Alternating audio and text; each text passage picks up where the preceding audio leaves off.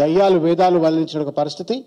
జీవన్మరణ సమస్య ఎందుకు అంటున్నాను అంటే, ఈ పదవి కనుక, ఈ ఎన్నిక కనుక ఓడిపోయి ఉంటే అనలిస్ట్లో కానివ్వండి, లేకపోతే ఢిల్లీలో ఉన్న సర్కిల్స్లో అందరిలో కూడా ఒక మాట ఏంటంటే, ఈ ఎన్నిక ఓడిపోతే రేవంత్ రెడ్డి పదవి ఊడిపోతుంది, ముఖ్యమంత్రి పదవి ఊడిపోతుంది అని చెప్పని తెలిసి ఎన్ని అడ్డమైనటువంటి ఒక దొడ్డిదారులు దొక్కాలనో అన్ని అడ్డమైన దొడ్డిదారులన్నీ దొక్కి ఈ ఎన్నిక గెలిచినటువంటి ఒక విషయాన్ని గుర్తు చేస్తూ ఉన్నాము.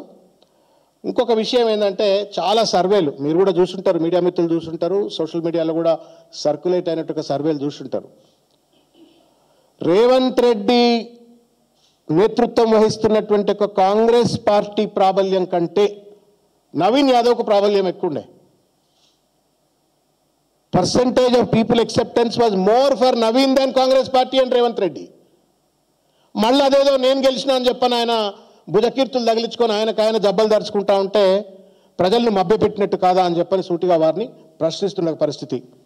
ఒకవేళ నిజంగానే గనక ఆయన నేతృత్వంలో పనిచేస్తున్న కాంగ్రెస్ ప్రభుత్వానికి, కాంగ్రెస్ పార్టీకి బలం ఉన్నట్టయితే మొన్న 23 ఎన్నికల్లో ఓడిపోయిన అజరుద్దీన్కి ఎందుకు టికెట్ ఇవ్వలే? అజరుద్దీన్ ఎందుకు అభ్యర్థిగా పెట్టలే?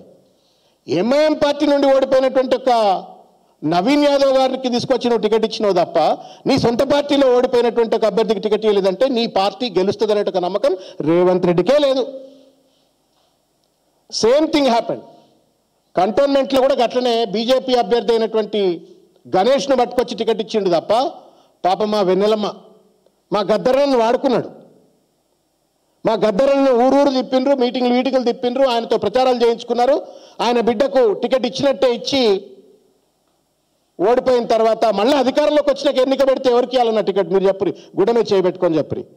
గద్దరన మీద గౌరవం ఉన్నట్టయితే, రేవంత్ రెడ్డికి ఆయన అధికారం మీద, ఆయన ప్రజామోదం మీద కనుక నిజమైన విశ్వాసం ఉన్నట్టయితే వెన్నెల గారికి సీట్ ఇవ్వాలా?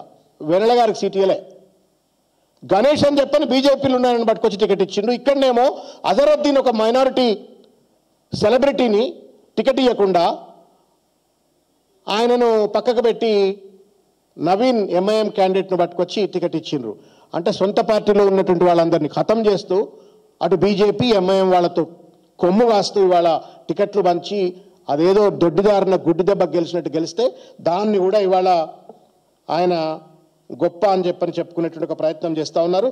ఇది కాంగ్రెస్ రేవంత్ రెడ్డి గెలుపు కాదు, ఇది నవీన్ యాదవ్ గెలుపు. You have to accept it. ఇంత బోగస్ ఓటింగ్ జరిగినా, ఇంత జరిగినప్పటికీ కూడా ఇది నవీన్ యాదవ్ గెలుపు. ఇది దానికి నేను గెలిచినా, నా మోసాలన్నీ తూచైపోయినాయి, నా దోపిడంతా తూచైపోయింది, నా అవినీతి అంతా తూచైపోయింది,